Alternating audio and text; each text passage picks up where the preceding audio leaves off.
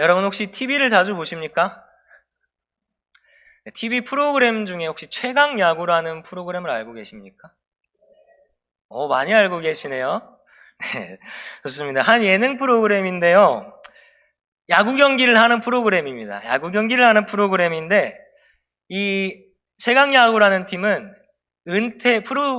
프로야구에서 은퇴한 선수들 또는 아직 프로에 가기 전인 대학교 또는 아마추어 선수들이 한 팀을 이루어서 다른 팀들, 대학교 팀, 고등학생 팀과 경기를 하는 그러한 내용을 담은 프로그램입니다. 아무래도 이 선수들이 현역에서 은퇴한 선수들이 많다 보니까 상대가 고등학생이거든요. 또는 대학생입니다. 체력 면에서 많이 부족합니다. 또한 이 젊음의 패기에서 많이 부족합니다. 그런데 스포츠에는 그런 말이 있죠. 젊음이 깡패다라고 혹시 들어보셨습니까? 네. 이 스포츠라는 것에는 젊다면 반은 먹고 들어갑니다. 이 은퇴한 선수들이 이 젊은 선수들을 상대하려고 하니 조금은 힘에 붙이는 그러한 장면들을 많이 보게 됩니다. 그런데 은퇴한 지 조금은 오랜 시간이 지났고 또 나이가 많은 이들이 웬만한 고등학교, 대학교 선수들보다 신기하게 야구를 더 잘합니다. 보통 한 10게임 중에 7게임 정도는 이기는 것 같아요. 은퇴를 했음에도 지금 프로 선수를 꿈꾸고 가장 열심히 하는 그러한 선수들보다 더 잘한다는 것이죠. 그 상대편들, 고등학생, 대학교 선수들이 많이 하는 말이, 그들을 경험하고 많이 하는 말이 이것입니다. 프로는 다르구나. 역시 프로는 다르다. 이런 말을 자주 하곤 하는데요. 우리가 보통 한 분야에서 무언가를 하는 사람들을 향하여 분류할 때 프로와 아마추어로 많이 나누게 됩니다. 여러분, 프로와 아마추어의 차이를 아십니까? 프로라고 하는 것은요, 프로페셔널의 줄임말입니다. 자신의 분야에서 전문적인 기술, 전문적인 그러한 정보들, 지식을 갖추고 이를 통하여서 생계를 유지하는 사람들을 프로라고 정의합니다. 한마디로 말하면 그것에 대하여 삶이 전부인 사람들이죠. 이 야구 프로라는 것은 이 야구를 전부로 생각하는 사람들이라는 것입니다. 아마추어는요, 관심과 열정을 가지고 있는 사람들입니다. 관심과 열정을 가지고 있으나 전문적인 지식이나 그러한 기술은 완벽하게 갖추지 못한 경우죠. 한마디로 취미로 즐기는 사람들을 말합니다. 야구의 아마추어라면 그냥 지역에서 경기를 하는 그런 선수들을 말하는 것이겠죠. 처음 말씀드린 이 야구라는 스포츠로 예를 들자면요. 프로는 야구가 전부이죠. 야구로 삶을 살아갑니다. 야구로 밥을 먹고 옷을 입고 잠을 잡니다. 야구가 전부인 것이죠. 그러나 아마추어는 이 야구가 전부이지 않습니다. 야구 말고도 다른 많은 것들을 하게 됩니다. 야구가 아니어도 밥을 먹게 되고요. 야구가 아니어도 잠을 자게 되고 야구가 아니어도 옷을 입게 됩니다. 야구가 아니어도 괜찮다는 그런 말이죠. 이 말은 프로와 아마추어의 삶의 가치, 삶의 중심이 다르다는 말인 것입니다. 여러분, 이 아마추어와 프로의 삶은 우리 신앙의 삶에서도 똑같이 나타날 수 있다고 생각합니다. 표현이 조금 이상하지만 신앙의 프로와 신앙의 아마추어가 우리 믿음의 삶 가운데 있다는 것이죠. 우리가 오늘 말씀을 통하여서 우리의 신앙을 한번 되돌아 점검해보는 시간이 되었으면 좋겠습니다. 오늘의 말씀을 볼 텐데요. 오늘 본문 사건은 예수님께서 갈릴리 가나라는 지역을 방문하셨을 때, 도착하셨을 때에 일어난 이야기입니다. 이때 등장하는 인물이 누굽니까? 왕의 신하가 등장하게 됩니다. 이 왕의 신하는요, 비록 신하라는 그런 직업을 가지고 있지만 꽤나 지위가 높았던 사람이었습니다. 가진 것이 많았던 사람이었습니다. 다른 성경 번역본들을 보면 이 왕의 신하를 고위 관리 또는 귀족으로 번역하고 표현합니다. 왕의 바로 옆에서 다른 일은 하지 않고 오직 왕을 위하여 왕에게만 헌신하고 그를 왕을 위해만 일하는 사람이었던 것입니다. 그래서 높은 고위직, 사람들이 함부로 할 수 없는 그런 자리에 있던 사람이 바로 오늘 본문에 나오는 왕의 신하였습니다. 그렇다면 이 사람은요, 적지 않은 재산을 가지고 있었을 것이고요. 또 낮지 않은 그러한 지위와 명예를 가지고 있었을 것입니다. 이 사는데 부족함 없고 또 높은 지위에 있던 왕의 신하가 그 당시 볼품없었던 목수이신 예수님을 찾아오게 됩니다. 예수님을 찾아와서 간절히 간청하게 되죠. 왕의 신하, 이 고위관리와 목수이신 예수님, 목수의 이 차이는 굉장히 멉니다. 목수가 이 고위관리까지 닿기까지는 굉장히 먼 거리가 있죠. 지위로 보나 명예로 보나 마주치기도 힘든 그런 직업 간의 거리감이 있었던 것이죠. 그럼에도 왕의 신하가 예수님께 달려와서 사정하며 부탁합니다. 왜 예수님께 달려와 사정하며 부탁해왔을까요? 가진 것도 많았고요. 아는 사람도 많았을 것이고요. 사회적으로 높았을 텐데 왜 예수님 앞에서 그렇게 간절하게 간청하고 호소했을까요? 여러분, 그에게도 자신만으로 해결할 수 없던 문제가 있었던 것입니다. 나의 그 가진 것들, 나의 그 지위들로는 해결할 수 없던 문제가 있었거든요. 하나뿐인 아들이 어떻게 되어가고 있습니까? 그렇죠. 죽어가고 있습니다. 병에 걸려서 죽어가고 있습니다. 이 왕의 신하가 가진 어떤 것들로도 이 아들을 살릴 수가 없었던 것이죠. 우리 46절을 함께 읽어보겠습니다. 오늘 본문 말씀 46절입니다. 시작. 예수께서 다시 갈릴리 가나에 이르시니 왕의 신하가 있어 그의 아들이 가버나움에서 병들었더니. 아들이 죽어가고 있습니다. 어디에 있습니까? 그런데 아들이? 그죠, 가버나움이라는 곳에 있습니다. 그런데 예수님께서는 지금 어디에 계십니까? 갈릴리 가나라는 동네에 있었죠. 그러니까 이 신하는 가버나움에 서 있다가 예수님께서 가나라는 지역을 방문하셨다는 것을 듣고 한 걸음에 달려온 것입니다. 예수님을 만나러 달려온 것입니다. 그런데 이 가버나움이라는 곳과요, 가나라는 곳이 거리가 조금 멀리 있습니다. 30에서 35km 정도, 네, 그 정도의 거리로 떨어져 있는데요. 물론 지금이야 그 정도 거리는 먼 거리가 아니죠. 차도 있고요, 자전거도 있고요, 수많은 교통수단이 발달해 있으니까요. 그러나 당시에 차가 있었겠습니까? 그런데 당시에 자전거가 있고 딱 별다른 교통수단이 있었겠습니까? 여러분, 남자분들이라면 행군을 다 해보셨을 것입니다. 군대에 가서 20km, 30km를 걸으면 여러분 어떻게 됩니까?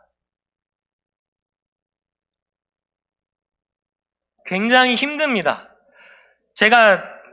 그래도 여기 계신 분들 중에 아마 제가 가장 최근에 했던 것 같은데, 네, 힘듭니다. 말로 표현할 수 없을 만큼 힘들고요.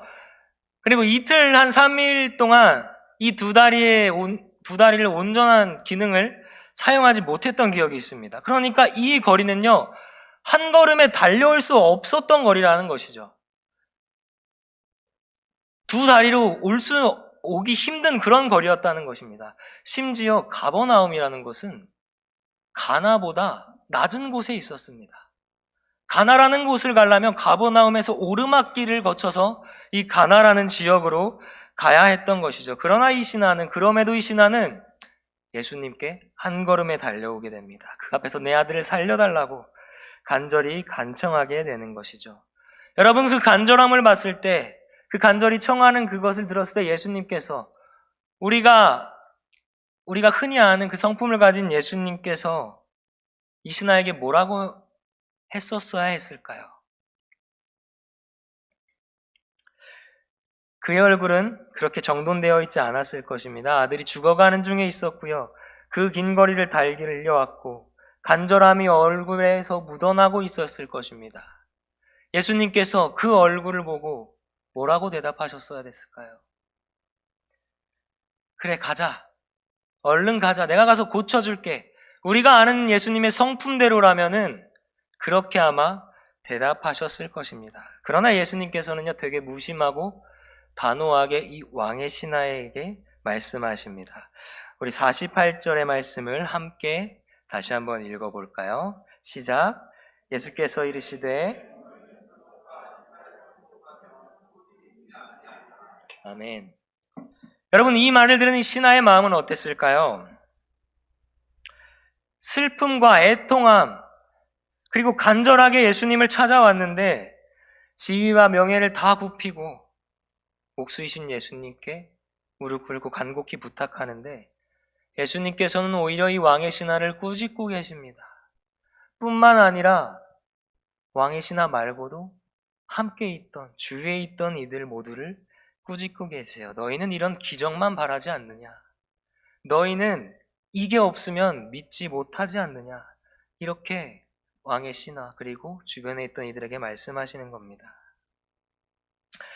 여러분, 아들이 죽어가는 신하가요, 가버나움에서 가나로 한 걸음에 달려온 이유가 예수님을 원해서였을까요? 예수님을 위해서 한 걸음에 달려왔습니까? 왕의 신하가 왜 달려왔습니까? 가나로. 그쵸? 아들이 죽어가고 있어서 예수님의 그 능력을 바라보고 그 능력을 원해서 한 걸음에 가나로 달려온 것입니다. 여러분, 표적과 기사만을 구하는 이들을 향해서 꾸짖으시는 겁니다. 예수님께서. 그것만으로 그리스도를 믿게 되는 것이 아니라는 것을 예수님께서는 이들에게 강력하게 말씀하시고 계시는 것입니다. 그럼에도 이 말을 들은 왕의 신하는요, 낙심할 겨를이 없었습니다. 이 말씀의 본질에 대하여서 생각할 겨를이 없었습니다. 아들이 죽어가고 있었거든요. 다시 한번 예수님께 간절하게 호소하죠. 49절 제가 한번 다시 읽겠습니다. 내 아이가 죽기 전에 내려오소서. 여러분, 가버나움으로 간절히 와달라고 하는 것입니다.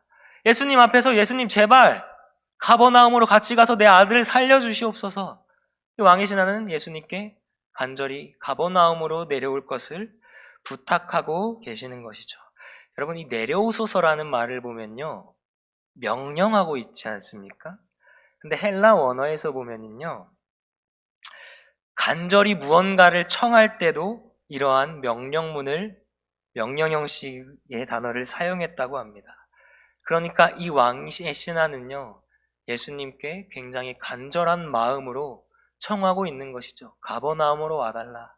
내 아이를 살려달라. 예수님께서 가버나움으로 오시기를 바랬던 것입니다. 여러분, 이 왕의 신하에게 온전한 믿음이 있었다고 말할 수 없습니다. 그러나 이 왕의 신하에게는 온전한 믿음, 그것이 아닌 단 하나의 나의 확신이 있었습니다. 예수님께서 가버나움으로 오시면 아들이 살아날 것이다. 이 믿음이 이 신하의 마음속에는 있었던 것입니다. 아이를 살리고자 하는 그 간절함에서 비롯된 것이죠. 온전한 믿음은 아니었지만, 비록 예수님의 능력을 구하는 그러한 믿음이었지만, 여러분, 이 간절함을 통하여서, 이 작은 그 믿음을 통하여서 예수님 앞에 섰을 때 어떻게 됩니까? 이 왕의 신하가 그렇게 예수님 앞에 섰을 때 놀랍게 변화됩니다. 50절 말씀 제가 읽겠습니다. 예수께서 이르시되 가라, 내 아들이 살아있다 하시니 그 사람이 예수께서 하신 말씀을 믿고 가더니. 아멘. 예수님께서 네 아들 살았어, 네 아들 살려냈다, 이제 가라 하시니, 여러분, 이 왕의 신하가요, 그 말씀을 믿고 그 말씀 하나를 듣고 가버나움으로 내려갔다는 것입니다. 믿고 돌아갔다는 것입니다. 여러분, 이때 돌아갔다는 것은요, 에라 모르겠다 그렇게 체념하면서 돌아간 것이 아닙니다. 뭐 그렇겠지 그렇게 체념하면서 돌아가는 것이 아니라요, 예수님의 말씀을 듣고 믿음이 생긴 겁니다. 확신이 생긴 겁니다. 아, 살리셨구나. 이 말씀 하나로 내 아들이 살아났구나. 그리고 그분께 모든 것을 맡기고 다시 아들의 곁으로 가버나움으로 돌아간 것입니다. 믿음으로 믿음에 이르게 하나니, 그 과정을 이 왕의 신하가 겪게 된 것이죠. 왕의 신하는 예수님을 바라는, 예수님의 능력을 바라는 그 믿음으로 나아왔다가 그 삶에서 말씀을 믿는 삶으로 변화된 것입니다. 여러분, 우리의 믿음의 근거는요, 우리의 신앙의 근거는 그 기적과 체험 자체에만 있지 않습니다. 우리는 그것을 명심하며 살아야 합니다. 우리의 기도의 응답에만 우리의 믿음의 근거가 있지 않고요, 예수님께서 행하실 그 역사하시는 능력에만 우리의 신앙의 그 믿음의 본질이 있는 것이 아닙니다. 예수님의 표적과 기사를 통하여 믿는 믿음이 아니라 예수님의 말씀을 붙드는 믿음이 우리 마음 가운데, 우리 삶의 중심에 있어야 한다는 것이죠. 로마서의 말씀입니다. 그러므로 믿음은 들음에서 나며 들음은 그리스도의 말씀으로 말미암았느니라. 아멘.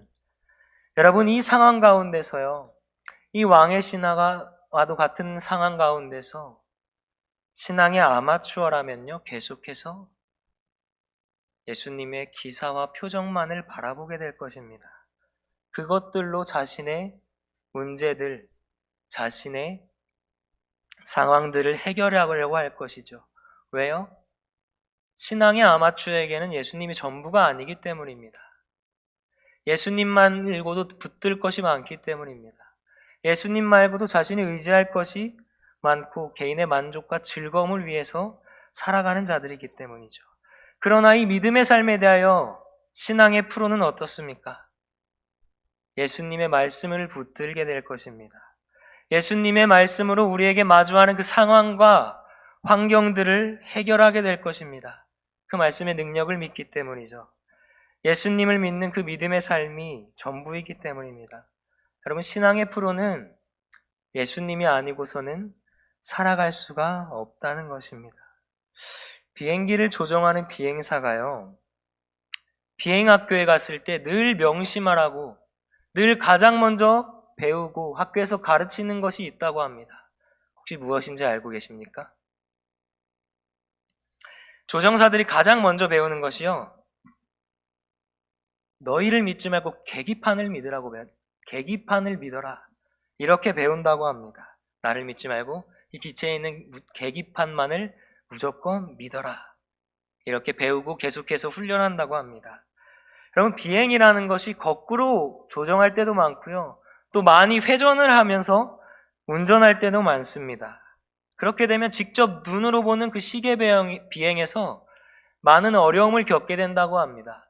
땅이 하늘로 보일 때도 있고요, 밤이 되면 땅의 불빛인지 별빛인지도 잘 구분이 가지 않는다고 합니다. 또한 기상으로 인하여 앞에 시야가 잘 확보되지 않을 때 자신의 눈을 믿지 말고 계기판을 봐라, 이런 의미인 것입니다. 그러니까 이 관제에서 보내주는 이 계기판의 신호만을 따라서 가야 안전하게 운행을 할 수 있다고 그렇게 가르치는 것이죠. 제가 청년부에 부임하고 청년들과 함께한 첫 레크레이션이 제가 안대를 쓰고 하는 게임이었습니다. 아무것도 보이지 않았었고요, 이 시야가 확보가 안 되니까 여기가 앞인지 여기가 뒤인지 상대편인지 우리 편인지 믿을 거라고는 같은 팀원들의, 이 청년들의 목소리밖에 없었습니다. 그 목소리는 마치 시야가 보이지 않는 조종사에게 계기판과도 같았죠. 같은 팀원들의 말을 강력하게 저는 신뢰하며 게임을 했습니다. 그 혼란한 상황 속에서 앞으로 가면 앞으로 가고, 뒤로 가라고 하면 뒤로 가고, 옆으로 가라고 하면 옆으로 가고, 가시밭길로 가라고 했으면 저는 가시밭길로 갔을 것입니다. 사망의 골짜기로 가라고 했으면 전 사망의 골짜기로 그렇게 가게 됐겠죠. 여러분, 마찬가지입니다. 우리는 우리의 삶 속에서 우리를 가장 선하시고 안전한 곳으로, 가장 정확한 계기판 되시며 인도하시는 주님의 말씀을 기준 삼아 나아가야 한다는 것입니다. 우리에게 마주한 그 상황과 환경들 가운데 앞이 보이지 않고 시야가 확보되지 않는 그 답답함 가운데서 우리는 온전히 주님만을 의지하며 그 말씀을 붙잡고 앞으로 나아가야 한다는 것입니다. 우리는 살아가다 보면요, 이 왕의 신하처럼 내가 가진 것들로 나의 힘으로는 도저히 해결할 수 없을 것 같은 상황들과 문제들에 직면하게 됩니다. 그때 우리가 정신을 바짝 차린다고 해서 해결되지 않습니다. 그때 내가 더 많은 것을 얻게 된다고 해서 그 문제들이 해결되지 않습니다. 일시적일 수는 있겠죠. 그러나 그것들은 계속 우리를 올가매고 있을 것입니다. 왕의 신하가 왜 가버나움에서 가나까지 달려갔습니까? 그 언덕을 오르며 왜 한 걸음에 달려갔습니까? 예수 그리스도가 아니었으면 안 되었으니까요. 예수님이 아니고서는 나의 삶에 직면한 이 문제들, 이 상황들을 해결할 수가 없었으니까요. 예수님의 그 능력이 아니고서, 말씀이 아니고서는 어둠처럼 찾아온 그 왕의 신하의 상황에 빛을 바라볼 수가 없었으니까요. 우리 50절 말씀을 다시 한번 읽어볼까요? 우리 함께 읽어볼까요? 50절 말씀을. 예수께서 이르시되,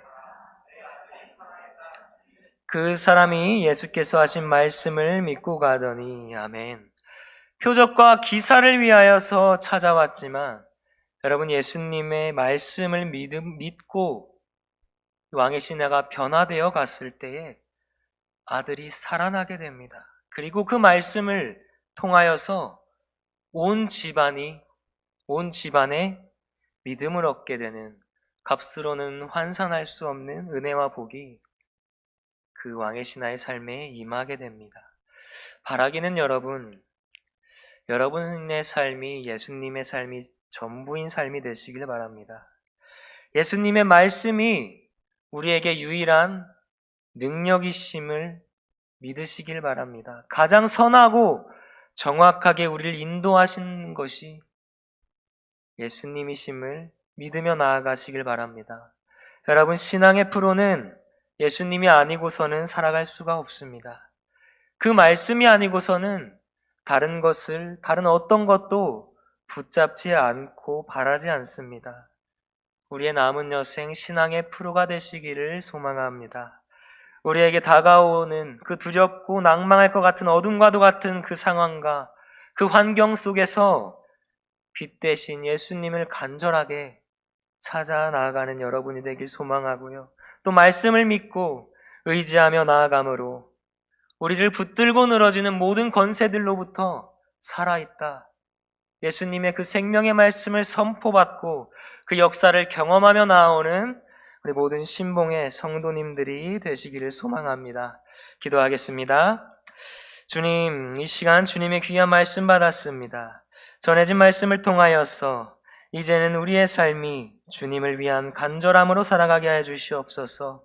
우리에게 다가오는 세상의 모든 문제와 상황들 속에 오직 주님만을 찾게 하시고 주님만이 모든 것을 해결할 수 있음을 믿으며 나아가는 주님의 백성들 되게 하여 주시옵소서. 능력의 말씀을 붙들고 의지함으로 우리의 인생 가운데 마주하는 그 한계와 정체를 뛰어넘게 하시고 신앙의 프로로 주님 한 분만이 전부인 삶을 살아가는 거룩한 하나님의 백성, 신봉의 모든 가족들 되게 하여 주시옵소서. 감사와 찬양과 영광을 올려드리오며 이 모든 말씀 예수님의 이름으로 기도드립니다. 아멘.